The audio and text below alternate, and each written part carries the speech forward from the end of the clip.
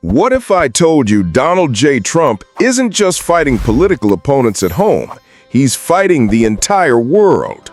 That's right, from Canada to Brazil, Germany to India, Mexico to China, Trump has managed to pick fights with allies, rivals, and trading partners alike. And every time he swings that wrecking ball, it's not just foreign leaders who feel the hit, it's you, the farmers who can't sell their crops, the families paying higher grocery bills, the workers watching their jobs vanish while billionaires line their pockets. Trump sells it as America first. But the question we've got to ask is, first for who? Because when you follow the money, it sure doesn't look like it's the average American coming out on top. So in today's deep dive, we're unpacking the real story behind Trump's global attacks, the trade wars, the tariffs, the broken alliances, and exposing the hidden game plan that benefits only a select few. Buckle up. This isn't incompetence. This is a strategy. All right, let's get real for a second.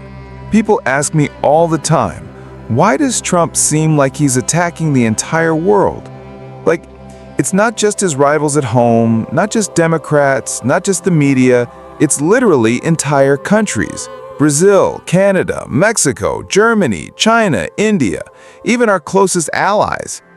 At some point you have to step back and say, what is this guy actually doing? Is it random chaos? Or is there a method to the madness? Because here's the thing, when you look at his record, Trump didn't just clash with a few nations. He went out of his way to slap tariffs, spark trade wars, break alliances, and create rifts everywhere. And who ends up paying the price? Not the billionaire buddies he hangs out with at Mar-a-Lago, not the Wall Street bankers who make a killing either way. No, it's you, the average worker, the farmers in Arkansas, the families trying to buy affordable groceries, the small businesses importing parts. Let me give you a clear picture. Remember when Trump decided to basically declare economic war on Brazil? Yeah, he slapped tariffs on Brazilian steel and aluminum, which sounds like it's just a hit to them, but guess what?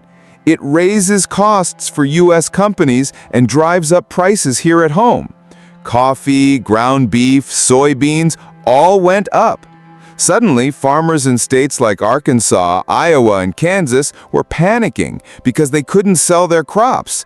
Their international buyers turned to other markets. And what happens when you can't sell your goods?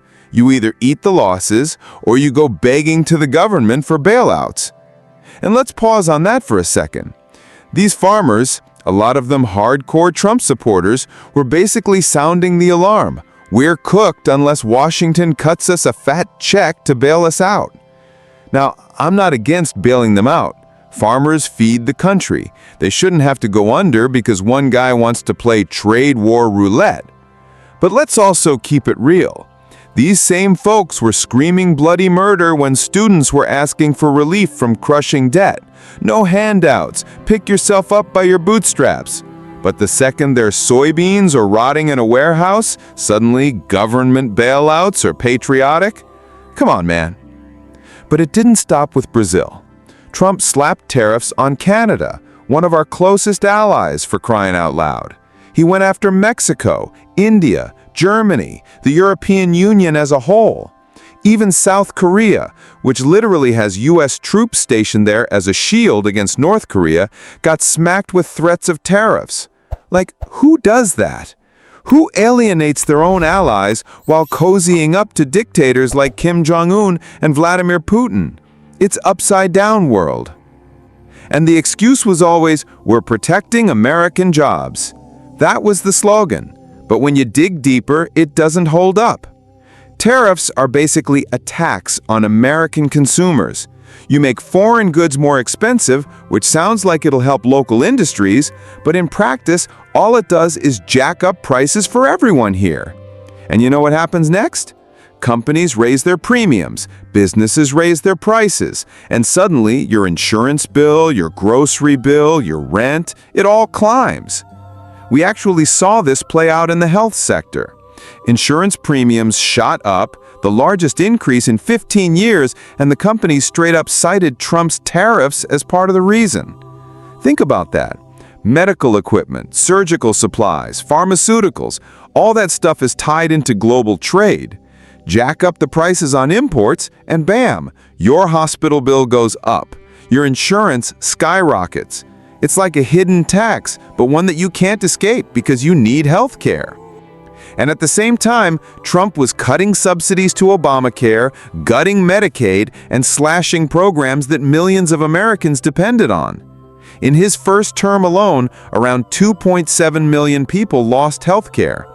Imagine pairing that with an 18% increase in insurance premiums. That's not just bad policy, that's catastrophic. That's people losing their homes because of medical bills, families skipping treatment because they can't afford it, kids going without proper care. So when you step back, it starts looking less like America first and more like billionaire first. Because who benefits when everything crashes? Who benefits when trade dries up and the market tanks? Trump himself literally admitted it years ago. He called himself the king of debt. His whole playbook in business was to run up debt, then renegotiate it, buy up distressed assets cheap, and profit when the market recovers. That's his mindset. And when he's steering the U.S. economy, you start to see the same patterns. Now ask yourself, is it just incompetence? Or is he deliberately setting the stage so that when regular people are suffering, when farmers are begging for bailouts, when families are drowning in debt, his billionaire buddies can swoop in, buy up land, businesses, and infrastructure for pennies on the dollar? Because that's exactly what oligarchs do. That's how you consolidate power. And the scariest part is, he's not doing it alone. He's surrounded by tech billionaires, hedge fund managers, crypto sharks, people who would love nothing more than a fire sale on the American economy. And Trump? Well, he's the perfect wrecking ball to make it happen. The king of debt and the global crash game. So, let's talk about this whole king of debt thing, because it's not just some random nickname Trump gave himself for fun. This is literally how he thinks about money, power, and economics, and it helps explain why he goes around blowing up trade deals and alienating allies like it's a sport. Trump once bragged on live television, "I'm the king of debt. I love debt." He explained that in his business world, if things went south, he could always renegotiate, walk away, or just stiff the lenders. He even joked, not really a joke though, that if the economy crashed, he'd just offer creditors half of what he owed and call it a win. In his mind, that's smart business.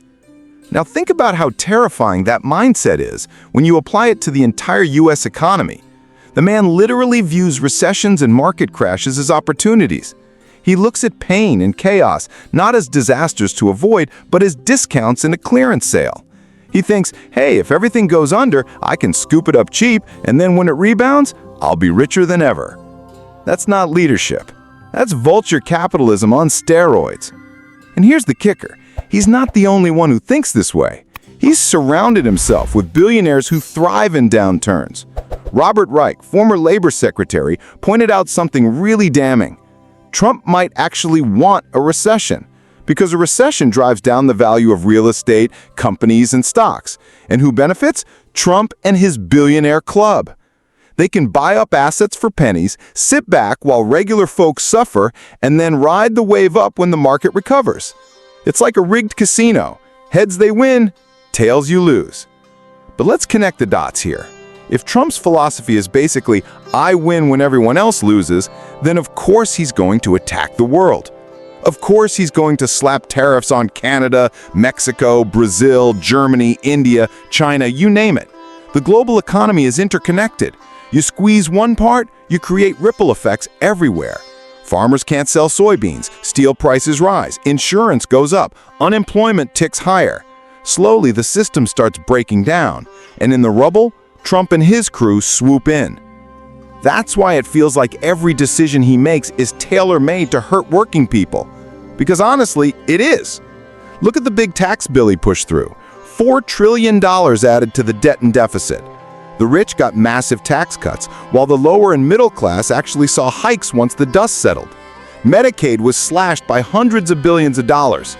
17 million people at risk of losing coverage, 3 million kicked off food stamps, free school lunches gutted, cuts to Medicare, cuts to renewable energy, cuts to scientific research. It's like you went down a checklist of what can I do to make the average person's life harder?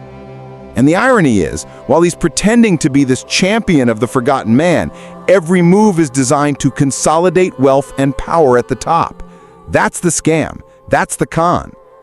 But here's the part that really makes you go, wait a second. Trump has openly admitted he profits from downturns. He literally said, I do better in bad markets. I buy things. So if you take him at his word, then all this chaos, the tariffs, the trade wars, the healthcare cuts, the exploding debt, isn't just incompetence. It's the business plan. And let's not forget, he's tight with guys like Peter Thiel, Elon Musk, Mark Zuckerberg, the new breed of oligarchs. Under Trump, these tech billionaires were basically given free rein. Palantir, Thiel's company, landed massive government contracts, building surveillance systems that inch us closer to a dystopian, data-driven police state. Musk got away with slashing oversight and regulations, while Trump cheered him on. Zuckerberg sat at the table knowing full well Facebook was a disinformation pipeline, but hey, it helped Trump, so all good. This is the club, the Billionaire Boys Club. And the strategy is simple. Crash the system, consolidate control, profit while everyone else drowns. So when you hear about Trump attacking the world, don't think of it as random tantrums. Think of it as shock therapy for the global economy. He destabilizes alliances, triggers price hikes, and isolates America. And when the dust settles, when ordinary people are buried under debt and inflation, his billionaire buddies are standing there with open checkbooks ready to buy the future. That's the real art of the deal. Burn it down, then own what's left. The isolation economy. Trump versus the world. Here's what people sometimes miss. Trump's trade wars and tariff tantrums weren't just about economics. They were about reshaping America's place in the world, and not in a good way. Think about it. The United States spent decades building alliances, NATO, trade partnerships, security agreements, all designed to keep the global economy stable and keep America at the center of it. Stability meant predictable markets, open trade, and strong alliances. You know who thrives in stability? Middle-class families, small businesses, farmers, workers, people who need the system to function so they can plan their lives, pay their bills, and not get blindsided. But Trump? He doesn't profit from stability, he profits from chaos. So what does he do? He starts attacking the very allies who've had our back for generations. Canada, a country so close we literally share the longest undefended border in the world, gets hit with tariffs. Mexico, one of our biggest trade partners, slapped with threats of massive duties. Germany, the economic engine of Europe, insulted and berated as if they're freeloaders. Even India, one of the key allies in countering China's rise, gets dragged into tariff battles. And it's not just trade. He undermined NATO by calling it obsolete. He picked fights with the EU. He pulled out of global agreements like the Paris Climate Accord and the Iran nuclear deal, leaving allies scratching their heads and questioning if America could even be trusted. Now here's the thing. When you alienate your allies, you don't just weaken your relationships. You create a vacuum. And you know who fills that vacuum? China, Russia, and other rival powers. So while Trump was busy calling Justin Trudeau weak and Emmanuel Macron nasty, Xi Jinping was shaking hands and signing deals. Vladimir Putin was smiling ear to ear. The U.S. was isolating itself, and rivals were more than happy to swoop in and grab influence. That's the isolation economy in a nutshell. America gets cut off, our farmers lose markets, our manufacturers lose supply chains, our allies stop relying on us and start making their own deals with each other, and meanwhile, prices at home go through the roof. Let's put this in real terms. Imagine you're a small manufacturer in the Midwest. You need steel and aluminum for your products. Under Trump's tariffs, the price of those materials jumps. So your costs go up. Do you eat the cost? No, you raise your prices. But now your customers, who are already dealing with higher grocery bills because of trade wars with Brazil and higher insurance premiums because of tariffs on medical imports, can't afford your products. Suddenly, your sales drop. Maybe you lay people off. Maybe you close shop. That's how this plays out. And here's the cruel irony. Trump framed all this as America first, but in practice, it was America alone. We didn't gain leverage, we lost it. We didn't strengthen the economy, we weakened it. And the ones who benefited weren't working families. It was billionaires and corporations who could exploit the chaos. Because when you isolate America, guess what happens? Our domestic economy becomes more fragile, more dependent on big players with deep pockets. Billionaires love that. When smaller competitors go under, they buy them up. When workers are desperate, they accept lower wages and worse conditions. When markets are unstable, insiders with cash reserves scoop up distressed assets. That's the play. And Trump knows it. This isn't some oops scenario. This is part of the larger pattern. Every move, from tariffs to cutting international deals to insulting allies, is designed to destabilize, weaken, and fracture. And in the fractures, there's money to be made. But here's the part that should really scare you. This isolation economy doesn't just hurt wallets, it hurts national security. If we can't rely on allies, if we've burned bridges with trade partners, we're weaker on the world stage. It means when crises hit, a pandemic, a war, an economic crash, we're standing there alone with fewer options and fewer friends. And you better believe that Trump's billionaire circle isn't going to be the ones left vulnerable. It'll be ordinary people, working families, small businesses, the very people he pretends to champion. So when people say Trump attacks the world, it's not hyperbole. He literally created policies that alienated allies, isolated America, and plunged us into economic uncertainty. And why? Because instability is profitable for him and his crew. That's the isolation economy. And if it looks like a con, that's because it is. The Billionaire Club. Who really benefits? So far, we've talked about Trump's trade wars, his love of debt, and his strategy of isolation. But let's get into the real meat of this. Who actually benefits from all of this chaos? Because spoiler alert, it's not you. It's not the American worker. It's not the farmers who can't sell soybeans or the families drowning in medical bills. No, the winners are Trump's billionaire buddies, the new oligarch class, the robber barons of the 21st century. Let's start with Peter Thiel. This guy is basically the architect of Trump's tech connection. He co-founded Palantir, a company that thrives on government contracts, selling data mining and surveillance tools. Under Trump, Palantir got massive deals to build what is essentially a state-sanctioned spying system, a blackmail machine that scoops up data on ordinary Americans, your spending habits, your movements, your communications, all under the guise of national security. And Trump was more than happy to sign off. Why? Because Thiel was one of his earliest big backers in Silicon Valley. Then there's Elon Musk. Under Trump, Musk practically got a free pass to do whatever he wanted. Slash regulations? Sure. Undermine oversight on safety programs? Go ahead. Cut funding to things like the National Weather Service or cancer research to redirect government spending elsewhere? No problem. Trump's administration let Musk run wild because they saw him as the poster boy of innovation, even though it often meant cutting essential protections for regular people. And don't forget Zuckerberg. Facebook became one of the biggest disinformation pipelines in history during the Trump era. It wasn't just about fake news. It was about data harvesting, targeted manipulation, and amplifying division. Zuckerberg was more than willing to look over the other way as long as it kept engagement high and profits rolling in. And Trump? He benefited from the chaos because it kept his base fired up and angry. These are just the most visible faces. Behind the scenes, you've got hedge fund managers, crypto speculators, and Wall Street sharks. These people love volatility. They thrive when markets are unstable, because that's when you can scoop up assets cheap, manipulate currencies, and gamble with other people's livelihoods. Here's the kicker. Trump himself got in on the game. Remember when he suddenly embraced crypto? Reports estimate he personally made billions off of crypto-related ventures, often by scamming his own supporters into buying tokens and schemes tied to his name. He weaponized the chaos he helped create to funnel even more wealth upward.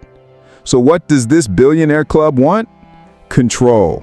When you crash the system, when you destabilize markets, when you isolate America, you create the perfect conditions for an oligarchy.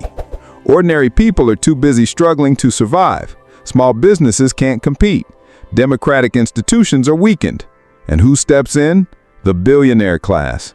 They buy land, they buy companies, they buy politicians. Piece by piece, they own the country. And it's not some paranoid fantasy. We've seen this model before. Look at Russia in the 1990s. After the Soviet Union collapsed, a handful of oligarchs scooped up everything. Oil, gas, media, real estate. They became the ruling class. Everyone else, just peasants scraping by. That's the playbook. And Trump, consciously or not, is running the same script here in the US. Now, let me be crystal clear. I'm not saying Trump is a mastermind genius pulling every string. Far from it. A lot of times he's just stumbling around, doing whatever strokes his ego in the moment. But the people around him, the billionaires backing him, they see the bigger picture. They know exactly how to turn his wrecking ball tendencies into opportunities for themselves. And that's why you have to understand, when Trump attacks the world, he's not really thinking about national security or protecting jobs or making America strong. He's thinking about creating conditions where his billionaire club can swoop in and consolidate power. He's thinking about short-term chaos that leads to long-term control. And here's the chilling part. The worse things get for ordinary Americans, the better it gets for them. Your pain is their profit. So when you hear Trump railing against Canada, slapping tariffs on Germany, or gutting international deals, don't just think bad policy. Think about who's standing in the shadows, cash in hand, waiting to buy up the wreckage. That's the real game. The real cost of Trump's world attacks. So let's bring this all home. Why does Donald J. Trump attack the world? Why does he pick fights with allies, trigger trade wars, and push policies that leave ordinary Americans worse off? The answer isn't complicated once you strip away the slogans and the spin. It's about profit and power, for him and his billionaire circle. Trump doesn't thrive in stability. He thrives in chaos. He doesn't win when the middle class is strong. He wins when the economy is on fire, when prices are high, when markets are unstable, because that's when the billionaire club gets to swoop in, buy everything cheap, and tighten their grip on the country. And the cruel irony? He sells it as America first, but in practice, it's America for sale. Think about the ripple effects we've covered. Farmers losing markets, families crushed by higher healthcare costs, workers laid off because tariffs made their industries less competitive, insurance premiums climbing, food prices climbing, and through it all, Trump and his friends getting richer, consolidating more control, smiling while the rest of us are left holding the bag. That's the real cost of Trump's world attacks. It's not just bruised egos between leaders. It's not just diplomatic spats. It's you paying more at the grocery store. It's your kid losing health care. It's your community hollowed out while billionaires buy up land and companies like monopoly pieces. So when someone tells you Trump is just fighting for America, remember the pattern.